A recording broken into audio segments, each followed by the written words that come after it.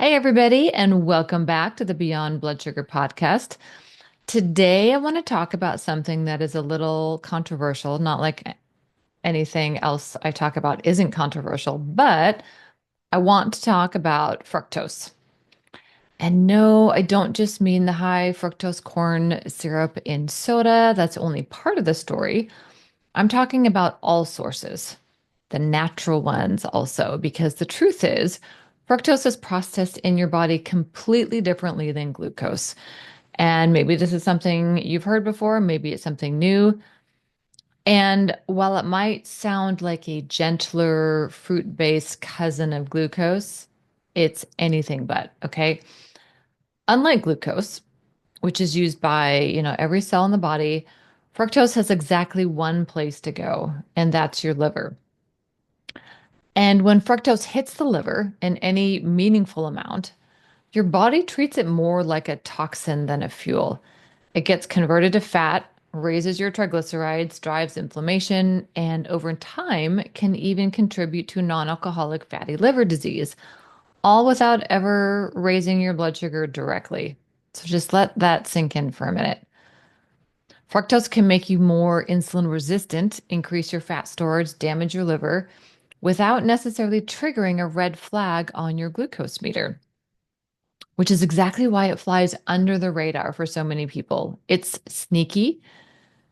It doesn't spike your blood sugar the way glucose does, and it wrecks your metabolism behind the scenes. And here's the part that makes people uncomfortable.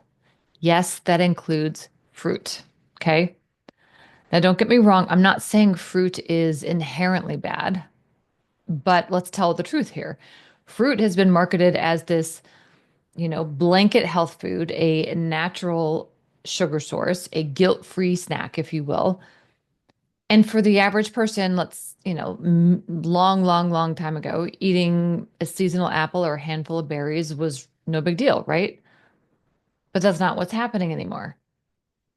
We're not eating a piece of fruit only in a certain season. We're drinking smoothies loaded with 4 servings of tropical fruit. We're snacking on grapes the size of jawbreakers year round.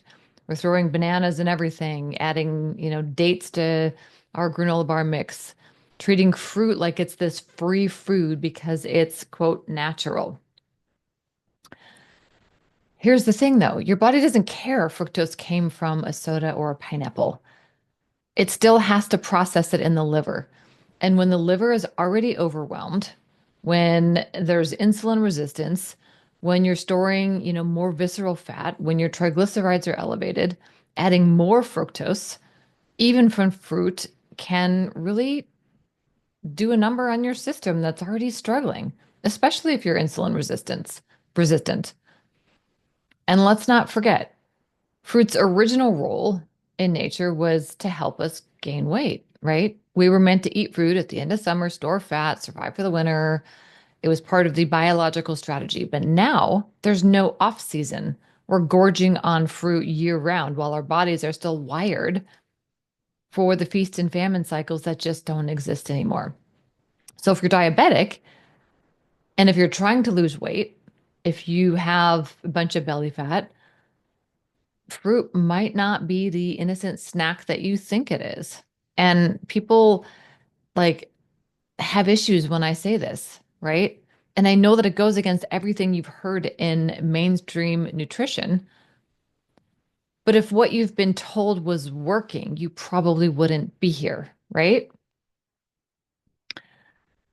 And the problem doesn't stop with things like weight gain or cravings or whatever. When your body takes in more fructose than it can use, especially when your cells are already insulin resistant, it gets shuttled straight to the liver, like I talked about. And again, your liver doesn't burn fructose for quick energy like it does glucose, it stores it. And in the process, it ramps up fat production. Specifically, it starts producing triglycerides. That's the fat that floats around in your bloodstream. And when levels get too high, it's a direct risk factor for heart disease. But even before that, it's a red flag that your liver is under stress. So over time, this buildup of liver fat from too much fructose can lead to something called non-alcoholic fatty liver disease. And yes, fatty liver not from alcohol, but from sugar, specifically fructose. It works almost the same way. Fructose and alcohol both get processed in the liver, both bypass insulin regulation, and both, when consumed in excess, trigger inflammation, increase fat storage, and damage the liver's ability to function properly. So when people say, but it's fruit, it's healthy, I do have to push back on that. If your metabolism is already struggling, if you have insulin resistance, prediabetes, type 2, flooding your liver with more fructose isn't harmless. It's like trying to put out a fire with gasoline. It just doesn't work. And I know that might sound intense, but this is the real conversation that's missing from most doctors' offices. Because the thing that I've been talking about lately of your labs looking normal, but the early signs are showing up in how you feel, even if they're not showing up on paper. All the things like fatigue and brain fog and belly fat, triglycerides creeping up. Maybe some of your other blood markers, your liver enzymes, are kind of flirting with the high end of the range. These are all can be early signs of a liver that's getting overloaded. And fructose is often a big part of that story. Okay. And it doesn't just stop with the liver. Fructose also messes with your hunger hormones, especially leptin, which is the hormone that's supposed to tell your brain, hey, we're full, we've had enough. But when you consume a lot of fructose, especially in things like fruit juice or smoothies or even the, natural sweeteners like agave, it can blunt that leptin signal. Your brain isn't getting the memo that you're satisfied. So what happens? You keep eating. This is one of the sneakiest parts of fructose metabolism. It drives up hunger even when you had enough calories because your brain literally isn't getting the right signals. And over time, that constant mismatch, eating more than your body needs because your brain thinks it's still hungry, drives fat storage even higher, especially around the belly, especially when insulin resistance is already there. So now you've got a liver that's stressed, fat cells that are expanding, a brain that's not getting the message to stop eating. And if you've ever wondered, like, why do I still feel hungry after eating? This could be part of the answer. Fructose disrupts the normal feedback loops that keep your appetite in check. It can lower leptin sensitivity. It can increase ghrelin, the hunger hormone. And the result can be this relentless drive to eat, even when you're actually full. This is why I'm not anti-carb. I mean, I kind of am, but not totally. But I am anti-fructose when it comes to metabolic repair. And yes, that includes fruit for some people, especially when it's year-round, daily, eaten in large amounts without considering the context of your metabolism. Okay. And this is why so many people feel like betrayed by the very choices that they've been told are healthy. They swap out dessert for fruit. They start their day with a fruit smoothie loaded with bananas and berries and mango. Or they reach for the dried fruit instead of candy, thinking at least it's natural, right? But again, your liver doesn't care if that fructose came from a cookie or a so-called, clean snack. If your metabolism is already struggling, if your insulin is high, your liver's, sluggish already, fat burning is kind of stalled, that fructose is still getting stored as fat, fueling inflammation and worsening insulin resistance. This isn't about saying fruit is bad. It's about recognizing that a body already metabolically overwhelmed, fruit might be misaligned a little bit, especially when it's being consumed in abundance year round outside of a seasonal context and in a system that can't handle the load. And pretending that fruit is a free food, especially for diabetics or people with insulin resistance, is one of the most dangerous myths still floating around in mainstream nutritional advice. So let's land this in real life.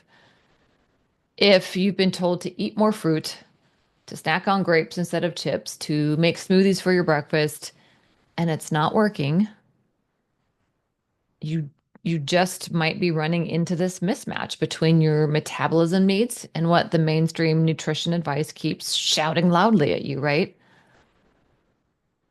This is why I get like fired up about it because too many people are doing what they're told. They're following the food pyramid, hitting their fruit servings, and wondering why they still feel awful, right? Why they still have the belly fat, the cravings are worse, their blood sugar is still swinging all around. And the answer isn't always just willpower. It can be liver load. It's signaling. It can be biochemistry. That's the level that we have to start thinking on. So, if any of this hit home and you've been second guessing your fruit habit or wondering why healthy eating hasn't helped per se, let this episode be your permission to rethink things a little bit. You don't need to be afraid of fruit per se, but you do need to understand it, okay? Especially if you're working to reverse insulin resistance, to drop fat, or to kind of restore your metabolic flexibility. It is not a free food, okay? And if you're confused about all this, right, you're not alone. This is all these kind of topics of what we unpack inside the midlife metabolic rebuild. The real reasons why your body has stopped responding and the smarter ways to work with it instead of against it. We're not chasing macros. We're not counting fruit servings. I mean, fruit, doesn't really have a place in the front runner of the plate, but we're rebuilding the metabolism from the inside out by working with your biology, not bypassing it or trying to bypass it. So, if that's what you've been needing, clarity, structure, and a system that finally kind of explains what's going on and gives you real life tools, then make sure you add your name to the wait list for the midlife metabolic rebuild. It is almost done, and I'm so excited. The link for it is in the show notes. And thank you for joining me today. I will see you next time.